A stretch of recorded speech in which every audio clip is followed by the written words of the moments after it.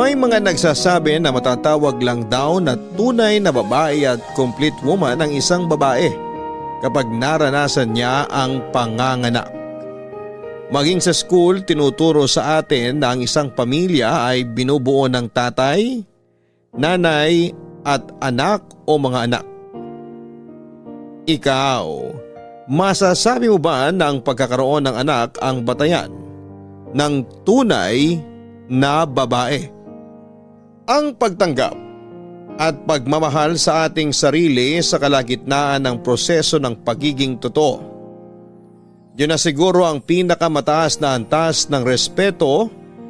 Importante na may respeto tayo sa ating mga sarili. Sa buhay ng babae, kapag sinunod mo ang lahat ng may patakaran, may pagkakataon na baka naman ikaw ang mapag-iwanan. Kilalanin natin ang ating kabarangay na si Tere. Sundan natin ang kanyang kwento ng buhay, pag-ibig at pag-asa.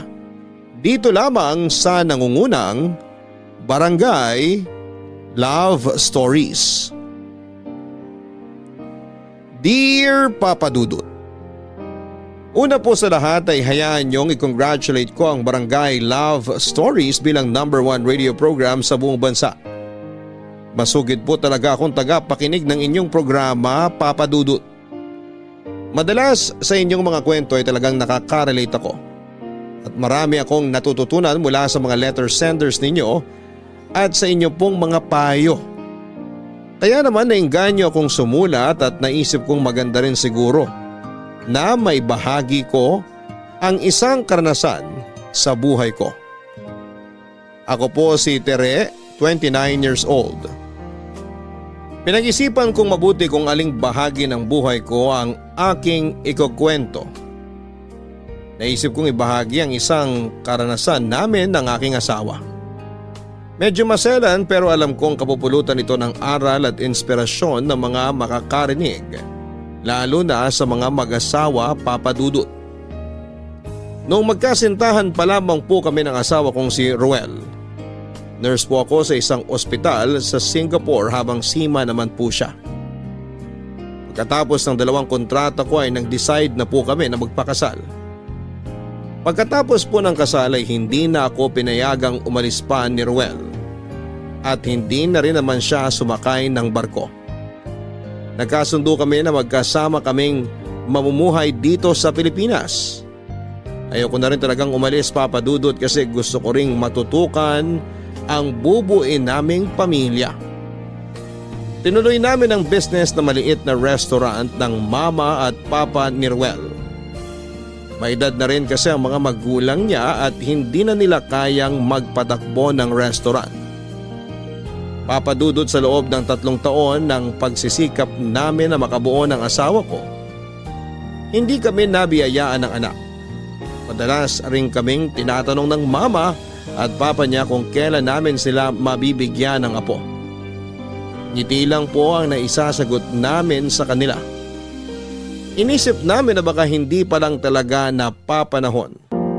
Ayoko mang isipin pero sumagi sa isipan ko na baka may problema ako. Medyo kinakabahan ako kasi nag-iisang anak lamang po ako, Papa Dudut.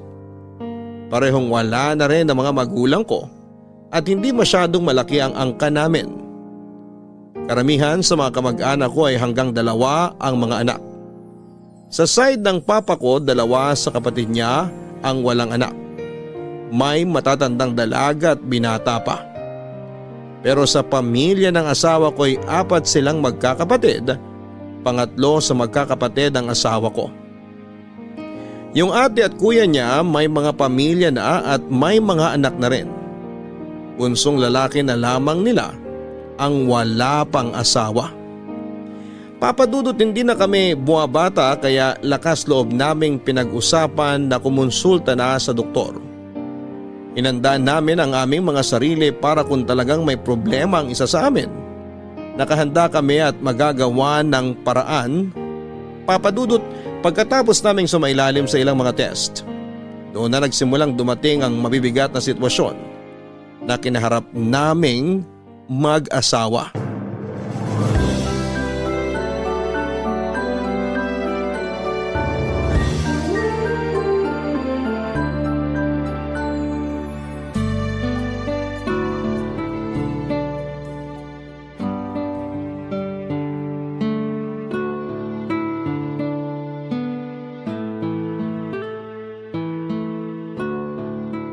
Oh, Han. Akin na nga yung kamay mo. Grabe, Han. Nanlalamig at pinagpapawisan ng mga kamay ko. Oo nga. Ano ka ba? Relax ka lang ha. Nandito ako. At saka kaya natin to. Nag-usap na naman tayo na kung ano man na maging resulta, magkasama natin haharapin yon. Walang iwanan.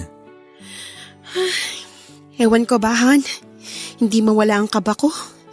Parang gustong bumaliktad ng sikmura ako sa sobrang takot at kaba. Han, di ba sinabi ko naman sa'yo? Kung sakaling ikaw yung may problema, hindi kita iiwan. Hindi magbabago ang pagmamahal ko sa'yo. Thank you, Han. Ganon din naman ako sa'yo. Kung sakaling ikaw yung may problema, pinapangako ko rin sa'yo na hindi kita iiwanan at hindi rin magbabagong pagmamahal ko. Okay. Pero wag naman tayo masyadong negative ngayon ha. Hindi pa rin naman natin alam kung anong resulta. Basta ihanda natin yung mga sarili natin. Okay, Han. Sige. Kinakabahan pa rin talaga ako, Han. Okay lang ang kabahan. Pero wag din nating alisin yung pag-asa sa maganda at maayos na resulta, Han. Oh, ayan na pala si Doc. Hi, Doc. Good morning po. Good morning po, Doc. Good morning. Sige, maupo kayo. Thank you, Doc. Salamat po. Nandito na pala sa table ko yung results. Okay, Ruel and Teresa. So, ito na yung results ng mga test ninyo. Handa na ba kayo sa results? Opo, Doc. Nag-usap na naman po kami ni Tere at handa na po kami anuman po maging resulta. Oo nga po, Doc. Okay, ganito. We'll get straight to the point. Ayon dito sa results ng mga test sa inyo, normal lahat ng results ng test mo, Tere. Yung kay Ruel ang medyo may problema. Doc? Nasa akin ho ang problema? Ano pong problema? Han, Ruel, tatapatin kita ha. Meron kang tinatawag na azoospermia o walang sperm ang semen mo. May mga test pa na kailangang gawin sa'yo para malaman natin kung ano ba ang naging posibleng dahilan o mga dahilan. At dedepende sa kung ano ang dahilan ang magiging treatment sa'yo. Yun din yung rason kung bakit magtatatlong taon na kayong sumusubok pero hindi pa rin kayo makabuo kahit ano pang gawin yung pagsisikap. So nasa akin palang problema, Doc? Baog pala ako? Ano yun, Doc? Wala na akong pag-asa magkaanak? Hindi ko na mabibigyan ng anak ang asawa ko? Ibig sabihin, hindi na kami makakabuo ng pamilya. Han. Hindi naman sa ganon, Ruel. Huwag kang mawala ng pag-asa. Kasi may pag-asa pa kayong magkaanak. May mga paraan. Meron tayong tinatawag na Assisted Reproductive Technology o ART. Ito yung mga paraan para ma-overcome ang infertility. Isang halimbawa niyan ay yung IVF. IVF, Doc? Yes, yung IVF or in vitro fertilization. Ito yung procedure kung saan pagsasamahin ng egg cell mula sa babae at sperm cell mula sa lalaki sa isang laboratorio. Ngayon, yung pinagsamang egg cell at sperm cell, magiging fertilized egg yon. Tapos, i-inject yon sa uterus o sa bahay bata ng babae. Now, bukod sa IVF, meron din namang surgical procedure o operasyon. Pwede ring madaan sa gamutan. Pero gaya nga ng sinabi ko, depende sa dahilan ng azoospermia mo ang magiging treatment sa'yo. So sa ngayon, magre-request ako ng ilan pang mga test para sa'yo, Ruel, para ma-determine natin ang magiging treatment sa'yo. Salamat po, Doc. Doc. Yun pong mga paraan na yan, Doc. Usually po, magkano po inaabot? Dederetsuhin ko na kayo ha. Medyo may kamahalan. Kaya nga mas maganda na mai-consider ninyo ni Ruel sa pag-uusap nyo yung posibleng magagastos. Bibigyan ko kayo ng quotations ng mga procedure para at least meron kayong idea. Thank you po, Doc.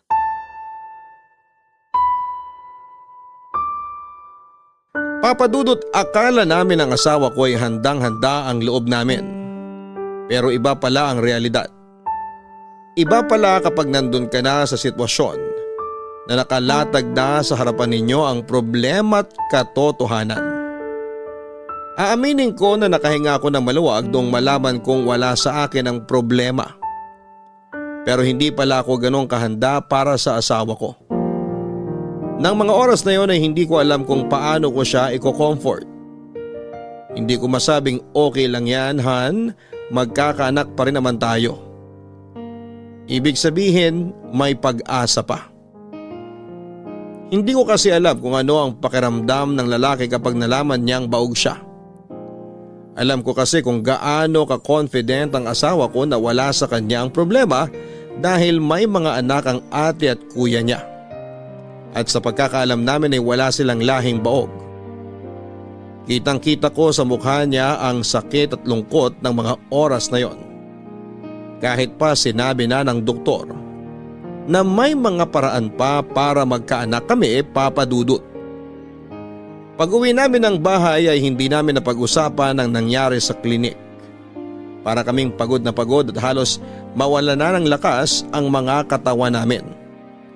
Mabigat ang tinanggap naming balita sa kabila ng sinabi ng doktor na may pag-asa pa naman kami na magkaanak. Pinaalala ko na lamang at sinabi ko sa asawa ko ang usapan namin na kahit na anong maging resulta, magkasama naming haharapin yon. Pero tahimik lamang siya na humiga sa kama. Dumaan ang mga araw, hindi muna ako nagbanggit tungkol doon. Inisip ko na maaring hindi pa niya napoproseso sa isipan niya ang mga nangyari. Maging ako rin naman, Papa Dudut. Ramdam ko yung bigat ng pakiramdam ng asawa ko. Pero patuloy kong ipinapakita sa kanya na nasa tabi lamang niya ako. Sa pagdaan ng mga araw ay unti-unti kong napansin ang ilang mga pagbabago kay Ruel, Papa Dudut.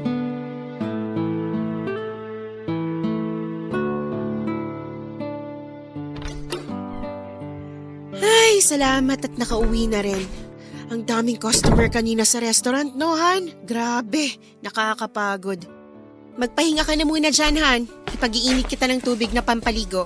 Pahingi din ako ng inumin. Nakalimutan kong sabihin kanina. Pagsabihan mo yung si June na ayusin yung mga case ng soft drinks dun sa likod resto, ha? Bakit? Anong problema? Hindi ba niya nakikita na nakaharang dun sa may CR? Pati yung mga pinagbalatan ng gulay basta lang nakatambak dun sa ilalim ng lababo. Milalagyan tayo ron, ah. Ba't hindi ron ilagay? Okay, sige. Kakausapin ko siya bukas. At saka isa pa, hindi ko gusto yung customer na nakausap mo kanina. Kung makatingin sa'yo para kang kakainin. Pag mga ganong customer, wag mo na kinakausap. Hayaan mong tauhan natin na makipag-usap o mag-serve sa kanila. Sino naman doon? Yung mukhang konsehal ng barangay kung makaporma. Kala mo kung sinong sikat na politiko. Han naman. Nagtanong lang naman yung customer kung may kasamang soup yung order nila. Nagtatanong. Oh, inumin mo. Ikaw naman, alangan namang tawagin ko pa yung tauhan natin para lang sagutin yung tanong ng customer. Sabaw lang naman yung tinatanong. Hindi ka talaga marunong makiramdam, no? Halatang halata naman na hindi lang basta nagtatanong yung customer eh. Parang gusto pang pumorma sa'yo. At ikaw naman, kung makatawa ka, parang enjoy na enjoy ka sa pakikipag-usap dun sa kanya. Palibhasa kasi may itsura. Alam kong nagapuhan ka. Oy, Tere, hindi ka na dalaga ha? May asawa ka na. Kumilos ka na maayos. Mamaya maging giting pa. Nagbibigay ka rin ng motibo. Ang sama naman ng isip mo, Han. Customer natin yun. Ano ka ba? Obligasyon natin na asikasuhin sila ng tama at maayos. Hindi naman maganda kung hindi ko papansinin, baka mabastos. Nagtatanong lang naman. Tsaka, hindi naman ako nagtagal sa customer o nakipagkwentuhan sa kanya. Tsaka Han, paano tayo babalikan ng customers kung tatarayan natin sila? Bakit mo naman kasi ako pinag-iisipan na parang nakikipagharutan sa customer? Pambihira ka naman, Rowel. Sinagot ko lang naman yung tanong ng tao. Ano ba naman palagay mo sa akin? Kahit na, sinasabihan lang kita dahil hindi ko gusto yung mga tingin niya sa'yo kanina. At hindi mo nakita yon. Kabisado ko mga lalaki pag interesado sa isang babae. Pag bumalik yung customer na yon, hayaan mong tauhan natin na mag-asikaso sa kanya, ha? Hindi na ikaw. Ay nako, oo na, sige na. Mag-shower ka na. Mainit na yung tubig mo, isusunod ko na lang yung tuwalya mo doon. Ihahanda ko na rin yung damit mo.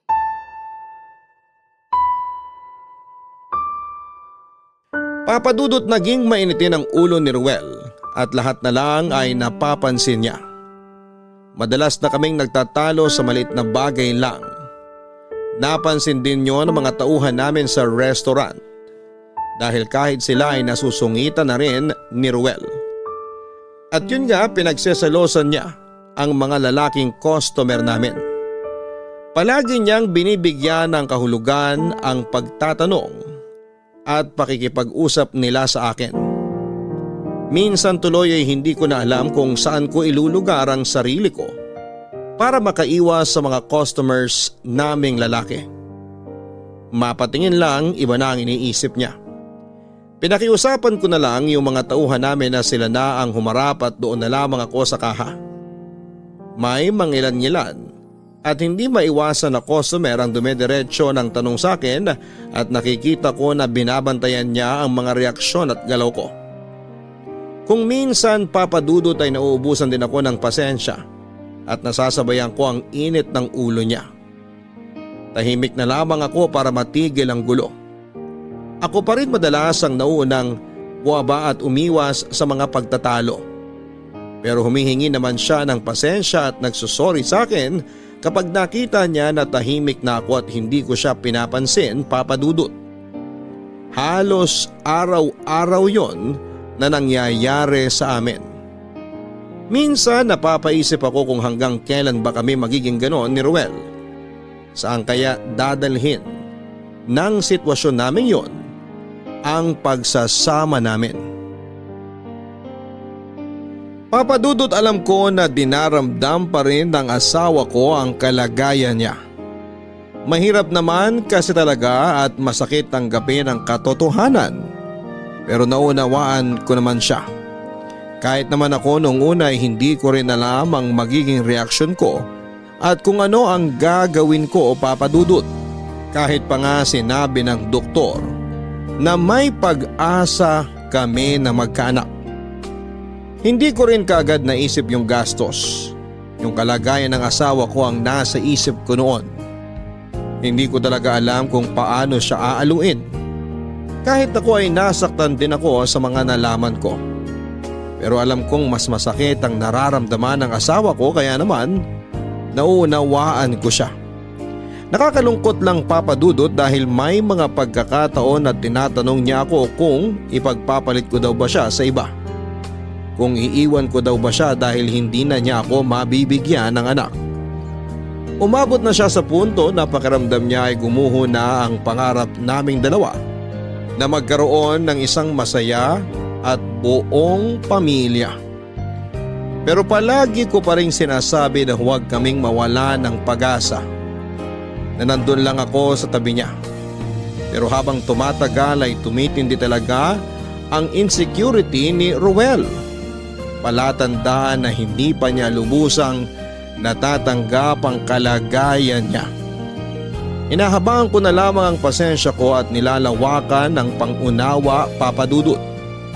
Iniisip ko na lamang na darating yung time na matatanggap din niya ang katotohanan na baog siya.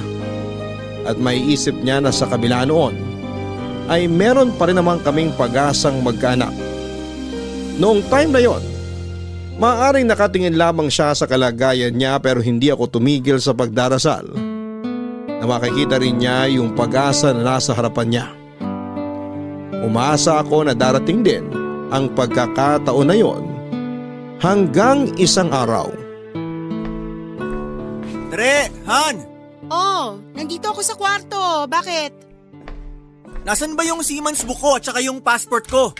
Nandun sa folder na violet sa filing cabinet. Nandun lahat ng document mo sa barko.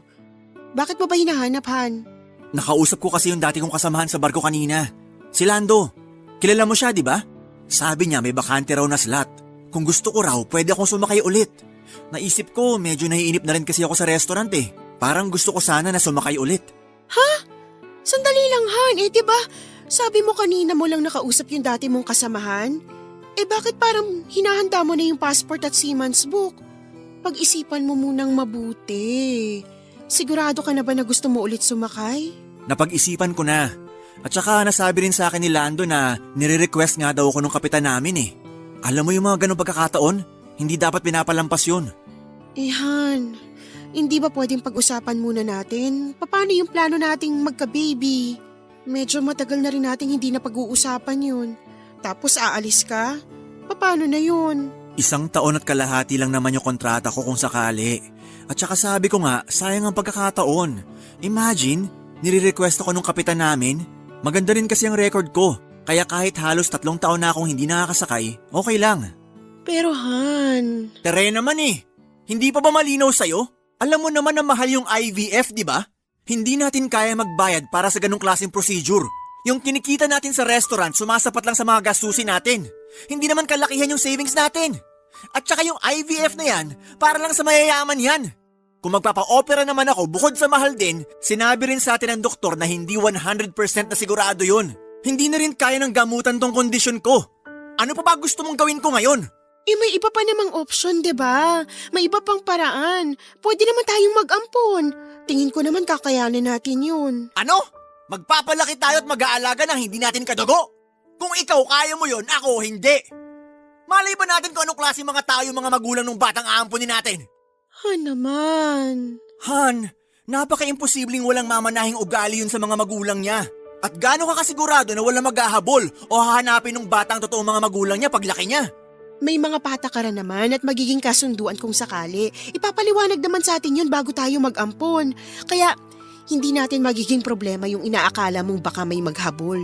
Kahit na, ibang tao pa rin yun. Hindi pa rin natin kadugo. Kung ayaw mo sa ampunan kumuha ng bata, edi sa mga kamag-anak natin. Magtanong-tanong tayo. Baka may kamag-anak kami o kayo na pwede nating alagaan at ituring na anak. Yun, kadugo natin. At ano? Ipapaalam pa natin sa kanila na baog ako? Na hindi kita kayang bigyan ng anak? Bigyan mo naman ako ng kahit konting kahihiyan, Tere. At saka isa pa, siguradong yung batang aampunin natin, aalis din sa atin at babalik sa magulang niya pagkatapos nating alagaan, palakihin at pag-aralin. Pwede ba, Tere? Ayoko nang ganon. Tsaka na natin pag-usapan yan. Basta, hindi ko kaya magpalaki ng bata na hindi natin kadugo. Tapos!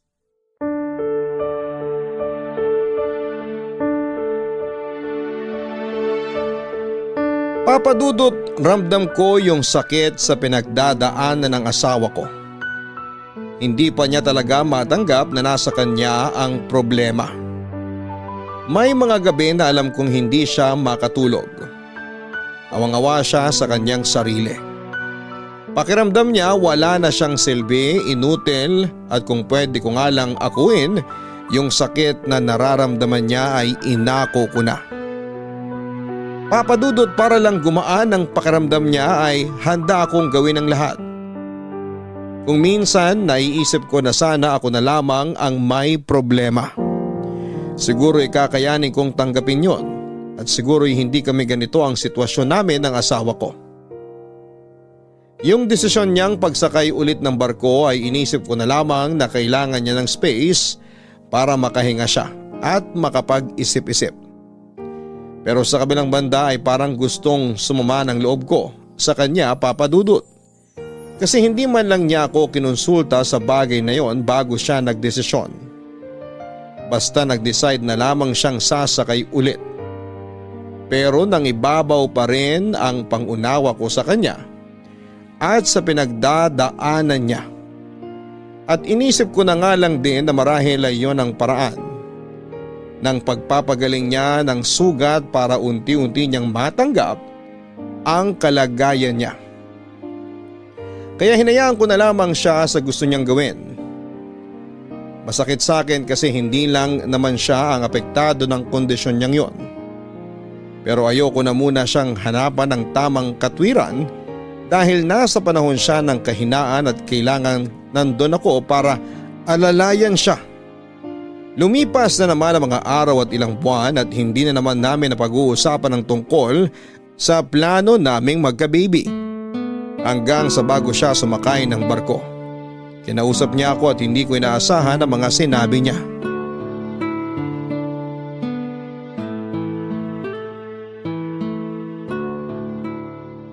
Han, mamaya ka na magsuklay ng buhok mo. Halika, umupo tayo dito sa kama. May gusto lang akong sabihin sa'yo. Ha? Okay, sige. Ano ba yun? May pahawak-hawak ka pa sa kamay ko ha. Mukhang seryoso yan, Hana. Pero ang ganda ng ngiti mo. Ikaw talaga? Halika. Han, di ba sinabi ko sa'yo na ayoko magpalaki ng anak na hindi natin kadugo? Oo, nasabi mo nga yon. Bakit? Ganito kasi, nag-usap kami kanina ng kapatid ko. Pinuntahan ko siya sa bahay. Ayos naman yung naging pag-uusap namin. Hindi ko lang alam kung papayag ka pero sana pumayag ka kasi ito na lang ang naisip kong paraan para magka-baby tayo. Teka, anong napag-usapan nyo ng kapatid mo? Tsaka, tanging paraan para magka-baby tayo? Ano yun, Han? 1 taon at kalahati lang ang kontrata ko sa barko. Pag-isipan mong mabuti. Pumayag na ang kapatid ko, wala daw problema sa kanya. Tayong 3 lang ang makakaalam. Nasa inyong 2 ang lahat ng pagkakataon para gawin yon habang wala ako at nasa barko. Ha? Teka, Han. Hindi kita maintindihan eh. Anong sinasabi mo?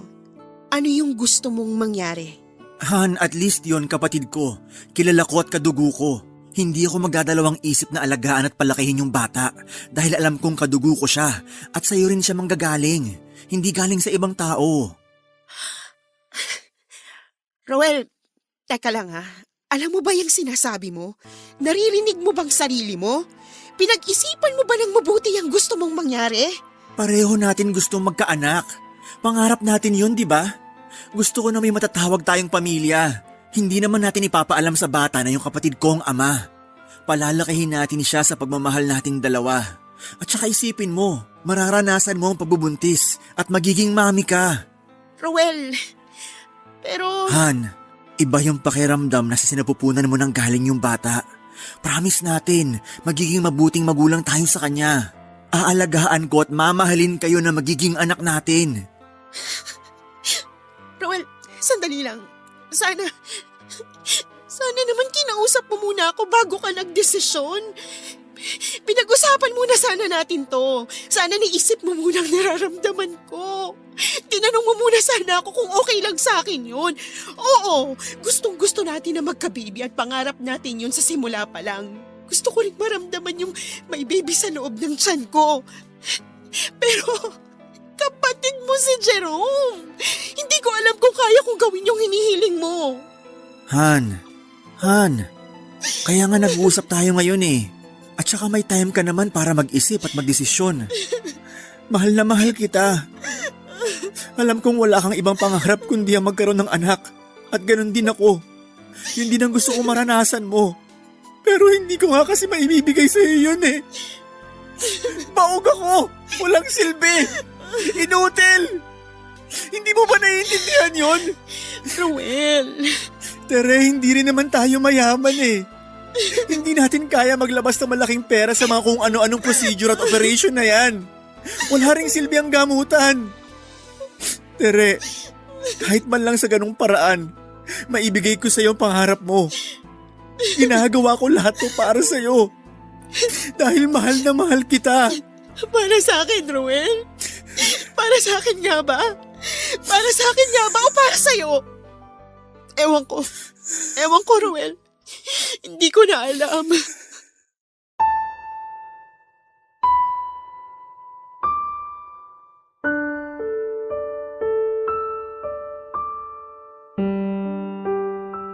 Para akong binuhusan ng malamig na tubig, Papa Dudut.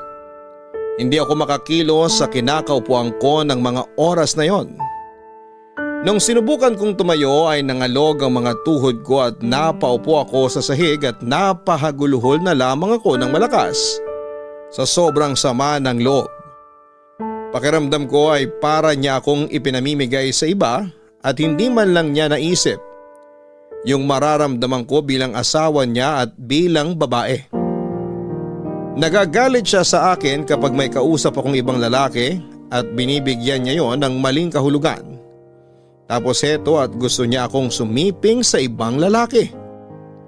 At ang masakit pa, Papa Dudut, hindi lang sa kung sinong lalaki, sa kapatid pa niya. Makasarili ang naging tingin ko sa kanya noong time na yon. Buong magdamag akong gising at pilit kong hinahanapan ng magandang dahilan ang gustong mangyari ng asawa ko. Umahanap ako ng mas mabigat na dahilan. Kailangang mas mabigat yon kesa sa bigat ng nararamdaman ko, Papa Dudut. Hindi rin kasi mawala sa isipan ko yung saya sa mga mata niya habang kinukumbinsi niya ako sa ideya na yon. Nagtatalo ang isipan ko. Hindi ko rin maintindihan kung bakit nilalabanan ng isip ko ang nararamdaman ko. Para bang yun na yung oras na matagal ko nang hinihintay. Ang makita ko sa kanya yung pag-asa. Yun na ba yung inaasahan kong pagkakataon? Gustong gusto kong sunggaban yung pagkakataon na yon na nakita kong tanggap na niya ang kanyang kalagayan at gusto niyang mapunan ang inaakala niyang kakulangan niya. Mahal na mahal ko ang asawa ko, Papa Dudut. Masakit pero pilit ko siyang inunawa. Hanggang sa nakalis na si Ruel, nagtatalo pa rin sa isipan ko. Hindi pa rin ako makapagdesisyon. Maraming gabi kong pinag-isipan ang kahilingan niya. Sa tuwing nag-iisip ako ay parang hindi matanggap ng isip ko yung pagdadaanan ko. Napakaraming tanong sa isipan ko, Papa Dudut. Una, sisiping ako sa kapatid ng asawa ko. Kakayanin ko bang gawin yon? Pagkatapos naming magsiping ay paano? Kung mabuntis ako ay paano? Dadalhin ko ang sanggol sa loob ng 9 na buwan sa sinapupunan ko na alam ko sa isipan ko na hindi ang taong mahal ko ang ama. Nasaan ang moralidad ko? Anong mararamdaman ko? Anong mararamdaman ni Jerome? Anong mararamdaman ni Ruel? Paano yung bata?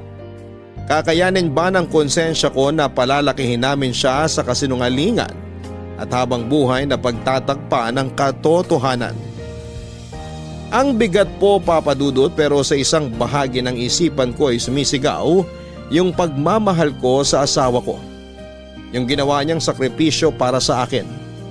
Yung ginawa niyang pagtanggap sa inaakala niyang kakulangan niya. At dahil sa kagustuhan niyang mapunan yon, nilunok niya ang pride niya kahit napakasakit para sa kanya. Inarap niya yung malaking insulto sa pagkalalaki niya. At sa akin naman, Papa Dudut, yung kapag ginawa ko yung pakiusap niya, alam kong magiging masaya siya dahil katuparan yon ng pangarap niya, ng pangarap naming dalawa. Papa Dudut, gulong-gulo talaga ako ng panahon na yon. Parang sasabog ang utak ko. Gusto ko munang ibaling sa ibang bagay ang isipan ko. Kaya naman minabuti kong magpaalam kay Ruel sa mama at papa niya na babalik ako sa trabaho ko bilang nurse sa ospital. Gusto kong maiba yung mundong ginagalawan ko. Nag-apply ako sa isang public hospital sa Manila at natanggap din naman ako kaagad. Nalibang ako, Papa Dudut, sa aking trabaho. Namiss ko rin ang pagiging nurse at hindi ko namalayan ang paglipas ng mga araw at buwan hanggang isang araw ng day off ko. Nandito yung kotse ni Tire. Nandito kaya siya sa bahay? Sana. Makapag-doorbell nga.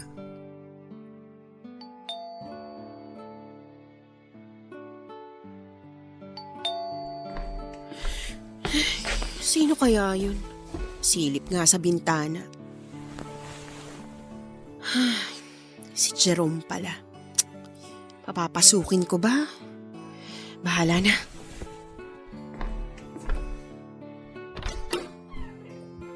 Jerome, napadalaw ka. Halika, tuloy ka. Salamat. Buti nandito ka sa bahay niyo. Akala ko kasi wala ka eh.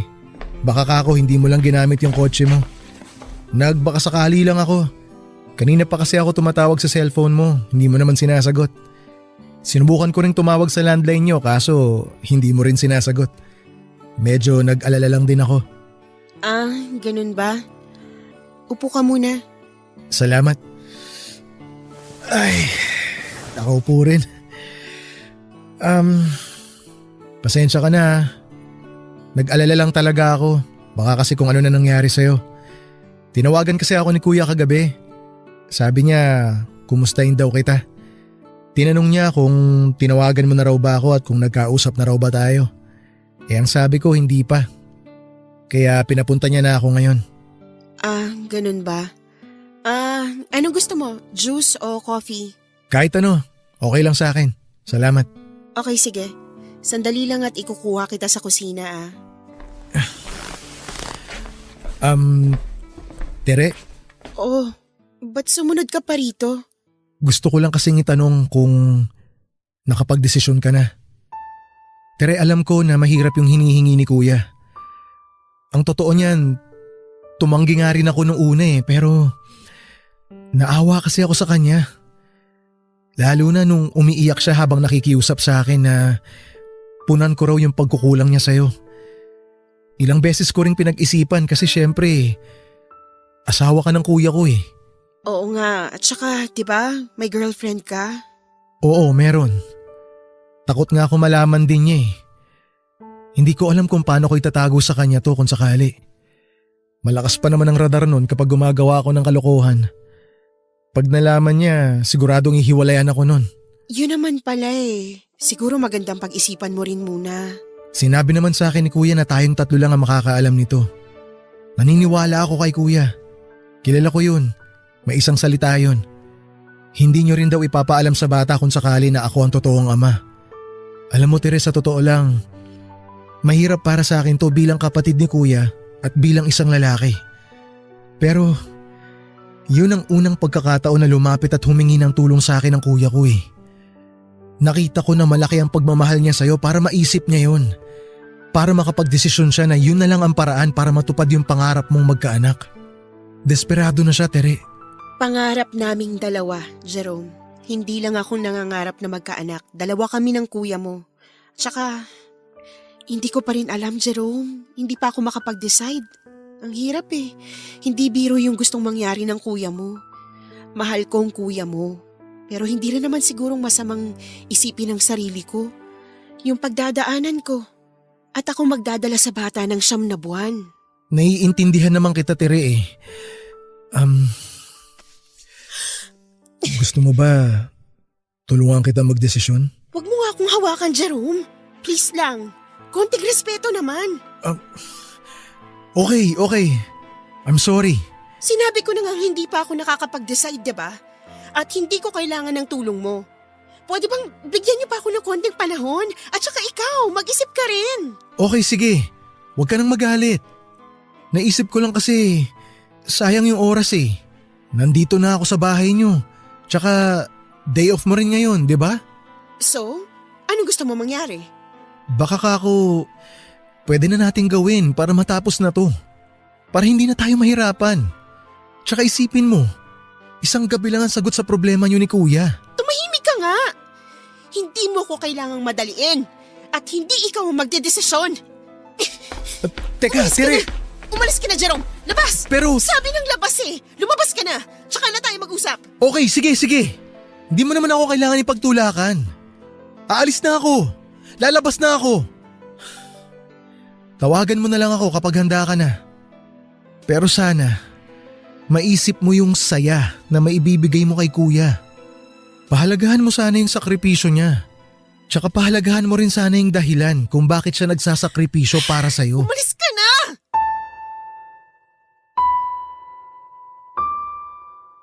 Papadudot nakaramdam ako ng insulto at galit dahil feeling ko ay binastos ako ni Jerome at parang kinokonsensya pa niya ako. Alam ko na mahal niya ang kuya niya pero hindi biro ang gusto nilang mangyaring magkapatid.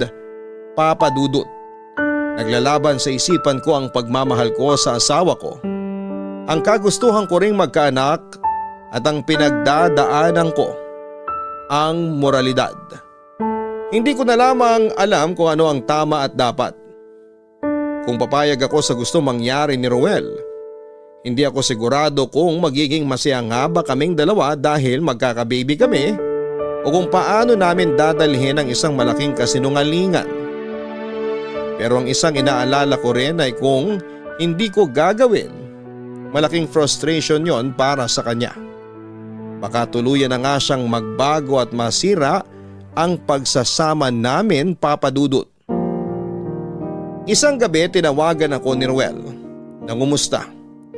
Pero hindi niya ako madiretso kung nakapagdesisyon na ba ako o may nangyari na ba sa amin ng kapatid niya.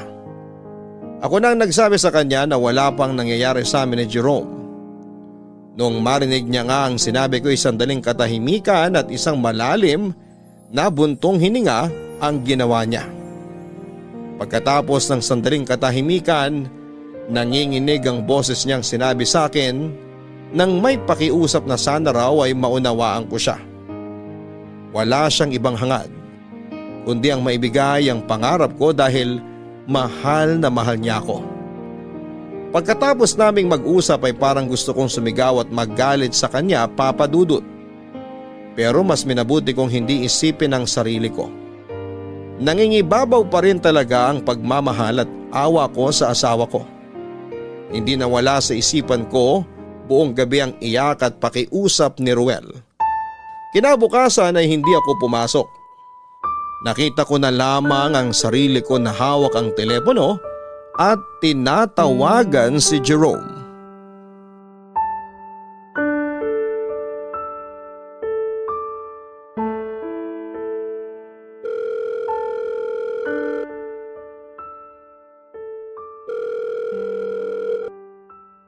Hello? Hello, Jerome. Hello, Tere. Jerome. Oh, napatawag ka. Wait lang, pasok lang ako sa kwarto. Baka may makarinig eh.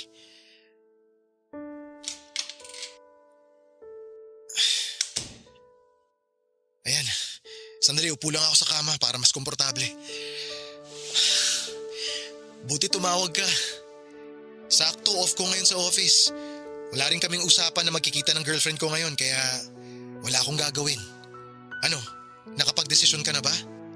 Napag-isipan mo na ba yung proposal ni Kuya? Kung gusto mo, pwede kitang sunduin dyan sa ospital ngayon. Antayin kita hanggang matapos yung duty mo para hindi ka na mahirapan bumiyahe. Dinner time. Dito sa bahay. Okay, pero wala ka bang pasok ngayon o hindi ka pumasok? Anyway, sige, walang problema sa akin. Diretso na ako dyan mamayang dinner time. Diyan na ako sa bahay niyo tutuloy. Magdadala ba ako ng pagkain o order na lang tayo? Pa-deliver na lang tayo siguro para walang abala. Sa tingin mo? Magdadala na rin ako ng wine para mas okay. Promise, Tere. Mabilis lang yon. Sisiguruhin kong hindi ka...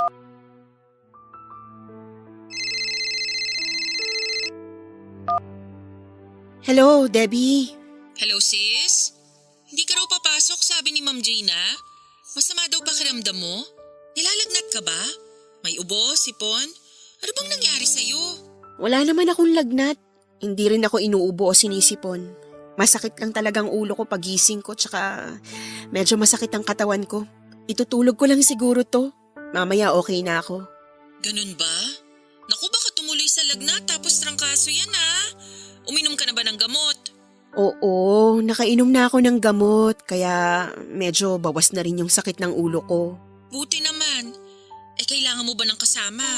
Pwede ako mag-undertime mamayang after lunch para masamahan kita dyan. Magpapaalam ako kay Ma'am Gina. Hindi na sis, pahinga lang to. Hindi mo na kailangang pumunta at samahan pa ako rito. Sakit lang ng ulo to, ano ka ba? Okay lang ako. Nakakakilos pa naman ako, no? Salamat. Sure ka ha? Kasi pwedeng uwi lang ako saglit tapos kuha lang ako ng gamit sa bahay then fly na ako dyan. Hindi na nga, okay nga lang talaga ako. O sige, puntahan na lang kita mamaya pag out ko. Dadalang kita ng dinner. Naku, wag na. Okay lang talaga ako sis. Ito naman parang sira. Tsaka tumawag din ng mama ni Roel. Pupunta sila ni Papa mamayang lunchtime kaya hindi naman ako mag-isa dito sa bahay. Wow, ang sweet ng mga biyanan mo. Buti naman kung ganun. At least may makakasama ka dyan kahit papano. Oo nga eh. Sabi ko nga wag na rin silang pumunta kasi kaya ko naman. Kaso mapilit si mama eh. Baka magtampo naman pag tinanggihan ko. Ay ganun? Pero ako okay lang na magtampo. Ay, Gaga, ano ka ba? Ikaw naman kasi naiintindihan mo pag sinabi kong hindi malala tong kalagayan ko. Tsaka, alam mo naman yung konting sakit lang ng ulo. Daanin lang sa pahinga okay na. Yung biyenan ko, hindi niya maiintindihan yon kasi syempre may halong pag-aalala yon. Tapos wala pa si Roel dito. Oo na, sige na, naiintindihan ko naman. O siya sige, magpahinga ka na nga. Text mo na lang ako o tawagan mo na lang ako kapag may kailangan ka ha. O kung hindi matutuloy yung mga biyanan mo para ako na lang ang pupunta dyan. Pwede dyan na rin ako matulog para sabay na tayong pumasok bukas. Okay, sige. Salamat ulit sis ha. Tatawagan kita mamaya pag okay na ako. Tulog muna ako. Salamat ulit. Okay ka lang talaga ha? Oo nga. O sige, ingat ka. Bye! Bye. Thank you.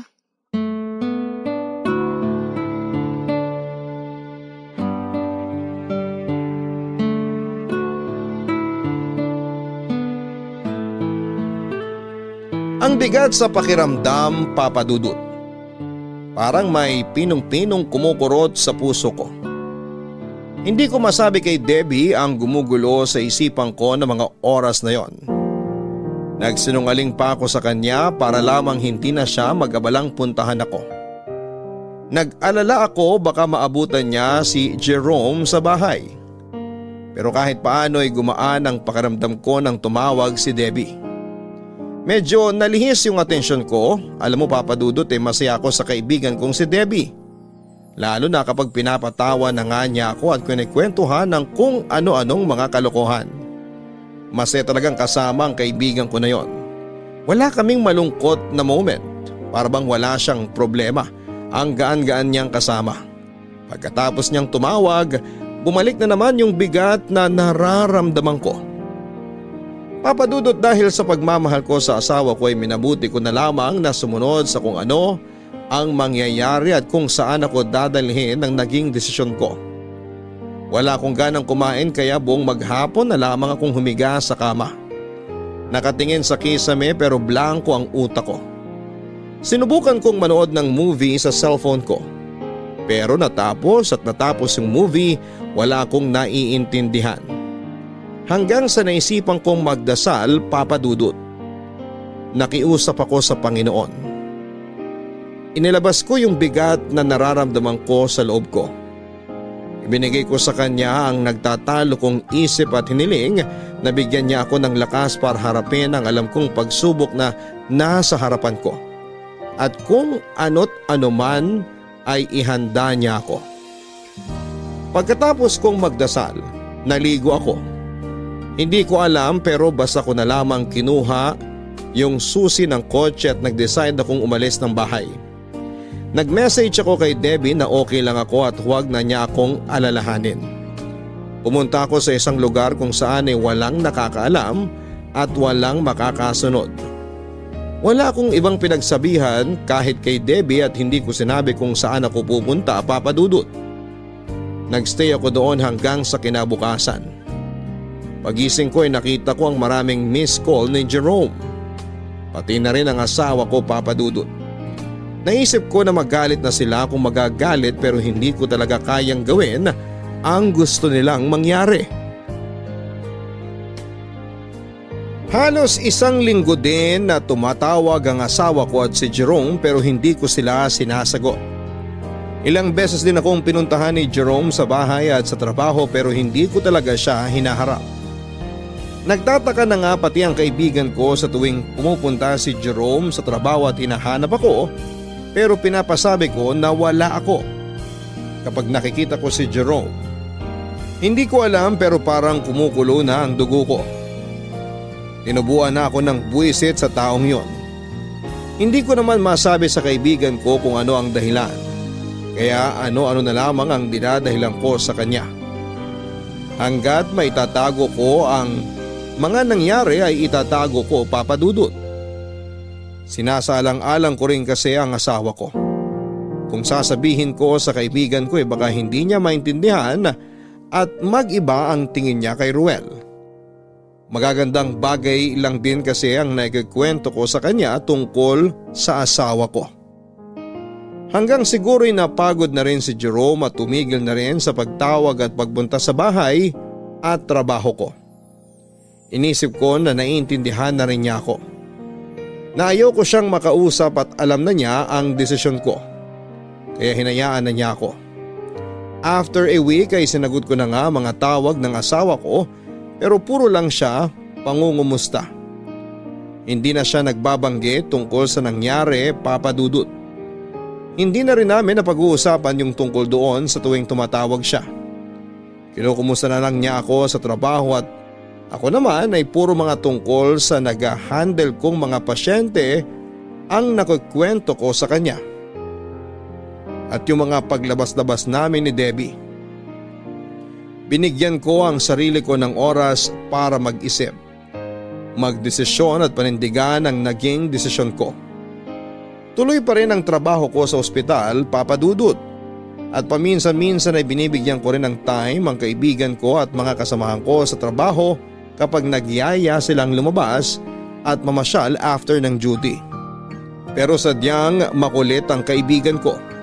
Halata niya sa akin kung meron akong problema o gumugulo sa isipan ko. Tinatanong pa rin niya kung may problema ako. Kahit kasi tumigil na si Jerome sa pangungulit at wala na ring binabanggit ang asawa ko, tungkol sa mga nangyari ay hindi pa rin talaga mawala sa isip ko. At paminsan-minsan ay napapatulala pa rin ako kapag naaalala ko yon. Minsan siguro yon ang nakikita sa akin ng kaibigan kong si Debbie.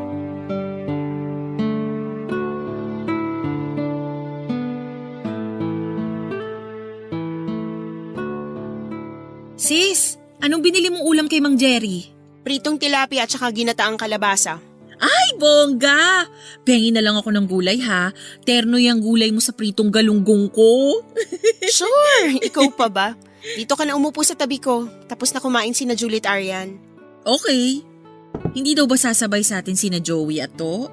Mukhang hindi. Nakita ko kanina si Joey kausap si doktora sa phone eh. May tinatanong yata dun sa isang patient niya. Si To naman, sasaglit daw sa bangko. Ah, okay. Anyway, tamang-tama lang naman pala, at least solo natin tong pantry. May gusto na rin akong itanong sa'yo. Ilang araw ko nang napapansin na medyo parang tahimik ka eh. Pag ganyang wala kang imik, kulang sa vitamin sa mga joke mo. Alam kong may gumugulo dyan sa isip mo. Ano ka ba? Wala yun. Pagod lang siguro o puyat lang ako. Pagod? Ang aga mo namang mapagod sis. Kaloka ka ha? 9:00 pa lang ng umaga, pagod na agad? Baka puyat ako. May pinapanood kasi akong series ngayon.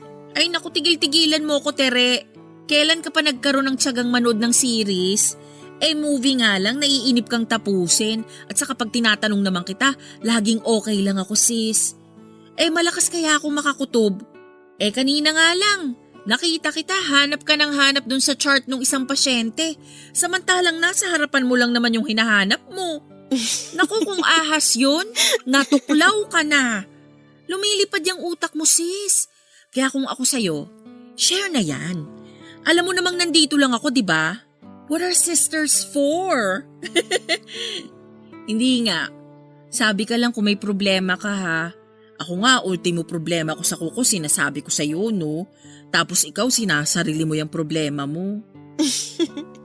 Hindi naman sa sinasarili. Ano ka ba? Tsaka wala na yun. Okay na. May naging problema nga ako pero tapos na yun. Okay na. Ay, ganun? Hindi ako updated. Kaloka ka ha? Kung talagang tapos na, bakit ilang beses kitang nakikita na tagusan ng tingin sa pader? Buti na lang at kahit papano, pagdating sa pasyente, nakafocus ka. Pero pag nasa station tayo, tulalay ka.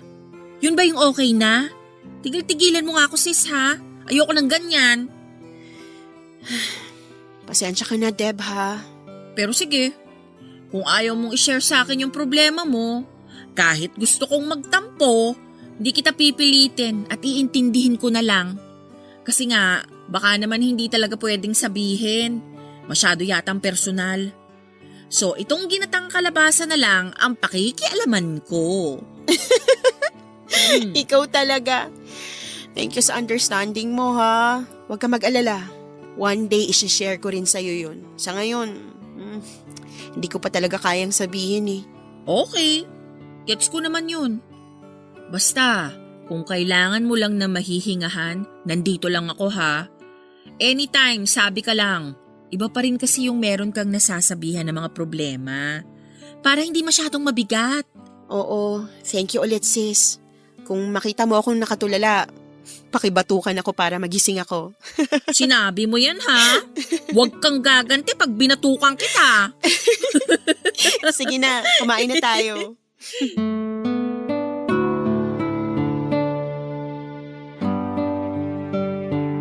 Papa Dudut, totoo nga yung kahit na hindi mo masabi sa kaibigan mo ang mga problema. Pero yung malaman mo na handa silang makinig sa iyo at nandyan lamang sila para sa iyo, sa akin ay sapat na yon. Kahit papaano ay nababawasan yung bigat na nararamdaman mo sa loob kapag meron kang mga ganong klase ng kaibigan. Pero yun na nga, nung time na yon, hindi pa rin talaga ako handang magsabi sa kanya. At masaya naman ako dahil kahit ganoon, nakuha niya akong unawain. Pero paminsan-minsan ay natatawa na lamang ako kapag nagpa-follow up siya at nagpapa-update. Madalas ay tinototoo nga niya ang pagbatok sa akin at ipapaalala niya ang naging usapan namin. Magkakatawanan na lamang kaming dalawa. Nagtataka yung mga kasamahan namin pag nakikita nila si Debbie na binabatukan ako at nauuwi sa tawanan. Maya-maya nagtatanong na yung mga kasamahan namin kung ano daw ba ang pinagtatawanan namin at bakit daw ako binabatukan ni Debbie. Tawa na lang din ang sinasagot namin sa kanila. Para daw kaming mga sira, ang lakas daw ng tama namin ng kaibigan ko. Pero alam mo, Papa Dudut, masaya ako kasi kahit papaano ay may kaibigan ako at kasama na tumatawa kahit na hindi niya alam ang problema ko at sa kabila noon, nauunawaan niya ako. At palagi niyang pinapaalala sa akin na nandun lang daw siya at nakahanda siyang makinig sa lahat ng problema ko. Malaki din talaga ang pasalamat ko sa Diyos dahil binigyan niya ako ng pagkakataon na makilala ko ang kaibigan kong si Debbie. Sa sobrang busy namin sa trabaho, Papa Dudut, ay hindi ko na rin namalayan ang paglipas ng mga araw.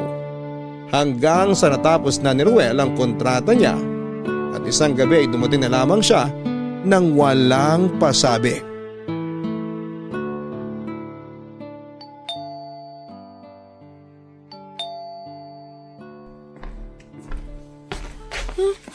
Sino naman kaya yun? Si Ruel. Han! Bakit naman hindi mo sinabi ngayon ka darating? Sana nasundo man lang kita sa airport. Okay lang, Han. Halika, pasok na tayo sa loob. Akin na yung backpack mo. Kumain ka na ba? Hindi pa. Sige, magpapadeliver na lang ako ha. Kakadating ko lang din kasi sa labas na ako kumain kanina. Okay lang. Han? I'm sorry, Han. Patawarin mo sana ako. Mahal na mahal lang talaga kita. Wala akong ibang ginusto kundi ang tuparin na pangarap nating dalawa. Lalo na ang pangarap mo. Han, alam ko naman yun. Hindi mo na kailangang sabihin pa. Alam ko rin kasing mahalaga sa isang babae na maranasan ang pag-aalaga ng sanggol sa tiyan niya ng 9 na buwan. Hanggang sa ipanganak niya to. Isa yung experience na ayokong ipagkait sa'yo dahil lang sa pagiging inutil ko. Han, naiintindihan kita. Naiintindihan kong nararamdaman mo. Pero sana kinausap mo muna ako bago ka nagdesisyon. Hindi mo dapat sinulong problema eh. Wala namang bagay na hindi natin mapag-uusapan ng maayos dahil mahal natin ang isa't isa, diba? Tama ka, Han. Naisip ko lang kasi, paano ka? Hindi na kita mabibigyan ng anak. Han, di ba noon pa man, nag-usap na tayo na sabay nating haharapin ano man ang maging resulta ng check-up natin. At lagi kong pinapaalala yun sa'yo. Pero hindi na itong time para magsisihan pa tayo. Nangyari ng mga nangyari. At isa pa, napatawad na kita. Salamat, Han. Maraming salamat. Halika nga rito. Payakap nga ako ng mahigpit.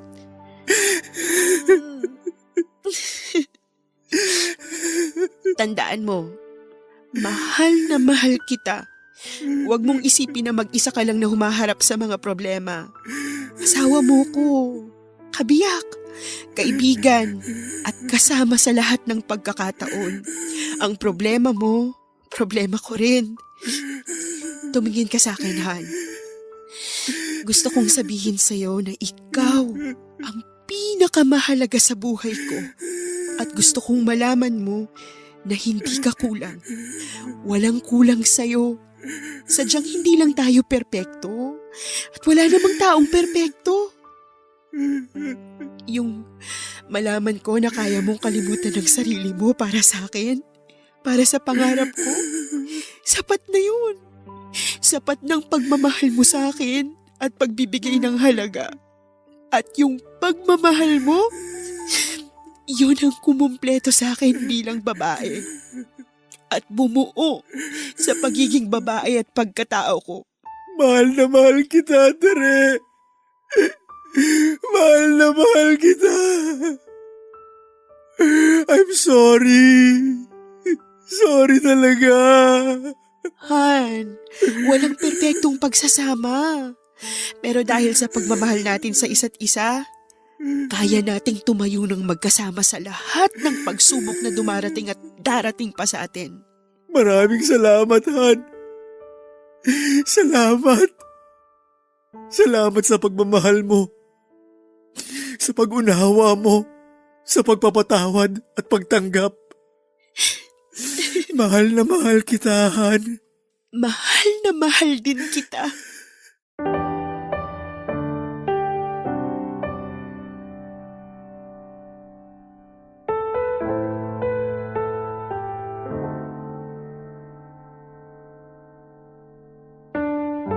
Papadudot muli kong niyakap ng mahigpit ang asawa ko. Pinaramdam ko sa kanya ang pagpapatawad at gusto kong maramdaman niya na hindi niya dapat isiping wala siyang silbi dahil sa kanyang kalagayan.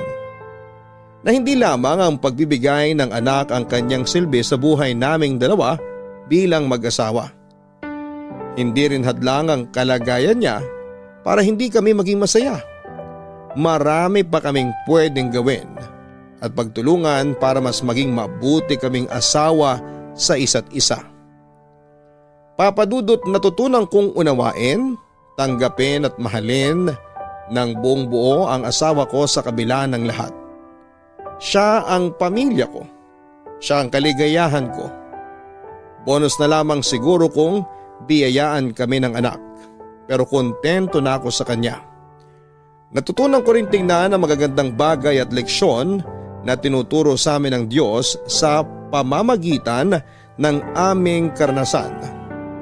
Masasabi kong ang pagmamahal ng asawa ko at ang pagbibigay niya ng halaga sa akin ang kumumpleto sa akin bilang babae. Kaya naman hindi ko kailangang manganak para lamang matawag ako na ina at masabing tunay na babae. Dahil kaya kong iparamdam ang pagmamahal ng isang ina sa kahit na sino. At tayo kaya rin nating maging magulang para sa iba. Hanggat meron tayong pagmamahal na kaya nating ibahagi sa ating kapwa, magagawa natin yon. Totoo ang sinasabing love conquers all. Kaya pagtagumpayan ng pag-ibig ang lahat ng paghihirap, pagdurusa at mga pagsubok sa buhay. Ang paglapit din sa Diyos ang mabisang paraan sa pagtugon sa kahit na anong problema. Papadudot, maraming salamat sa pagkakataon na maibahagi ko ang aking kwento. Sana po'y magsilbing inspirasyon at sana ay marami ding napulot na aral ang inyong mga tagapakinig. Ang inyong forever kapuso at kabarangay, Tere. Mga kabarangay, hindi batayan ng pagiging tunay na babae ang pisikal na pagsilang ng sanggol. Hindi ang pagkakaroon ng anak ang magsisilbing metro ng tunay na pagkababae ng isang babae. Ang tunay na babae ay yung marunong tumayo, manindigan, kayang ipaglaban ang kanyang pag-ibig at kayang yakapin maging ang kahinaan ng taong kanyang minamahal. Lagi din nating tatandaan na sa mundong ginagalawan natin, wala talagang perpektong tao. Walang perpektong pagsasama. Walang perpektong relasyon. Tanging Diyos lamang ang perpekto. Naging daan ang pagdarasal ni Teresa sa Diyos kaya nagkaroon ng kayusan ng kanyang problema. Ang paghiling niya ng gabay at lakas ng loob sa Diyos ang patunay lamang na hindi tayo nag-iisa sa ating mga buhay. Nandyan lang ang ating Diyos na handang umalalay at pwede nating tawagin anumang oras. Hinding-hindi niya tayo bibiguin tulad ng ginawa niya kina Tere at Ruel. Naway kinapulutan ninyo ng aral sa buhay ang ating kwento. Muli maraming salamat mga kapuso't kabarangay sa inyong pakikinig sa Barangay Love Stories. Hanggang sa muli, ako po si Papa Dudut sa mga kwento ng pag-ibig, buhay at pag-asa sa Barangay Love Stories number 1. Sabay-sabay nating pakinggan ang iyong kwento ng pag-ibig, buhay at pag-asa. Ipadala lang sa barangaylovestories@yahoo.com. Nagustuhan ng iyong napakinggan? Ituloy yan via live stream sa www.gmanetwork.com/radio.